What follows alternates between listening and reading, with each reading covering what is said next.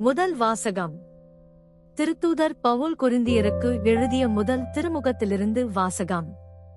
4:6-15 வரை. சகோதரர் சகோதரிகளே, உங்கள் பொருட்டு என்னையும் அப்போல்லோவையும் எடுத்துக்காட்டாகக் கொண்டு இவற்றை கூறினேன். ஏனெனில் எழுதியுள்ளதற்கு மேல் போகாதே என்பதன் பொருளை எங்களை பார்த்து கற்றுக்கொள்ளுங்கள். ஒருவரை ஆதரித்தும் மற்றவரை எதிர்த்தும் செயல்படாதீர்கள், இருமாப்பு கொள்ளாதீர்கள். நீங்கள் மற்றவர்களை விட உயர்ந்தவர்கள் என்று சொன்னவர் யார்? உங்களிடம் உள்ள அனைத்தும் நீங்கள் பெற்றுக்கொண்டவைதானே? பெற்றுக்கொண்டும் பெற்றுக்கொள்ளாதது போல் பெருமை பாராட்டுவது ஏன்? தேவையானவற்றை எல்லாம் ஏற்கனவே பெற்றுவிட்டீர்களோ? ஏற்கனவே செல்வர்களாகி விட்டீர்களோ? எங்களை விட்டுவிட்டு நீங்கள் மட்டும் ஆட்சி செலுத்துகிறீர்களோ? நீங்கள் ஆட்சி செலுத்த முடியுமென்றால் நல்லதுதான். அப்படியானால் நாங்களும் உங்களோடு சேர்ந்து ஆட்சி செலுத்தலாமே. கடவுளின் திருத்தூதராகிய எங்களை அவர் எல்லாருக்கும் கடையராக்கினார். நாங்கள் மரண தண்டனை பெற்றவர்கள் போல் ஆனோம். மனிதருக்கும் வானதூதருக்கும் உலகுக்கும் காட்சி பொருளானோம் எனக் கருதுகிறேன். நாங்கள் கிறிஸ்துவின் பொருட்டு மடையர்கள், நீங்களோ கிறிஸ்துவோடு இணைந்த அறிவாளிகள். நாங்கள் வலுவற்றவர்கள், நீங்களோ வலிமை மிக்கவர்கள்.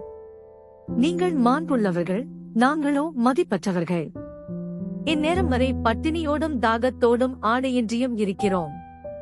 அடிக்கப்படுகிறோம், நாடோடிகளாய் இருக்கிறோம். எங்கள் கைகளால் பாடுபட்டு உழைக்கிறோம். பழிக்கப்படும் போது ஆசி கூறுகிறோம், துன்புறுத்தப்படும் போது பொறுத்துக் கொள்கிறோம். அவமதிக்கப்படும் போதும் கனிவாக பேசுகிறோம்.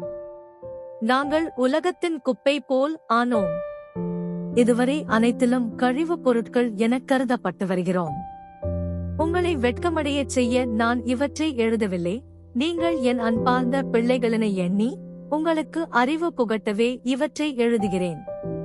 கிறிஸ்துவைச் சார்ந்த உங்களுக்கு ஆசிரியர்கள் பல்லாயிரம் இருக்கலாம், ஆனால் தந்தையர் பலர் இல்லை. நற்செய்தி வழியாக நான் உங்களை கிறிஸ்தவர்களாக ஈன்றெடுத்தேன். ஆண்டவரின் அருள்வாக்கு. இறைவனுக்கு நன்றி. நற்செய்தி வாசகம். லூக்கா எழுதிய தூய நற்செய்தியிலிருந்து வாசகம். 6:1-5 வரை. ஓர் ஓய்வு நாளில் இயேசு வயல் வழியே செல்ல நேர்ந்தது. அவருடைய சீடர் கதிர்களை கொய்து கைகளினால் கசக்கித் தின்றனர். பரிசேயருள் சிலர், ஓய்வு நாளில் செய்யக்கூடாததை நீங்கள் செய்வதேன் என்று கேட்டனர்.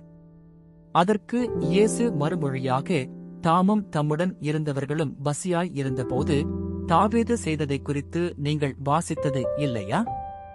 அவர் இறை இல்லத்திற்குள் சென்று குருக்கள் மட்டுமே அன்றி வேறு எவரும் உண்ணக்கூடாத அர்ப்பண அப்பங்களை எடுத்துத் தாம் உண்டதுமன்றி தம்மோடு இருந்தவர்களுக்கும் கொடுத்தார் அல்லவா என்று கூறினார். மேலும் அவர்களிடம், ஓய்வு நாளும் மானிட மகனுக்கு கட்டப்பட்டதே என்றார். ஆண்டவரின் அருள்வாக்கு.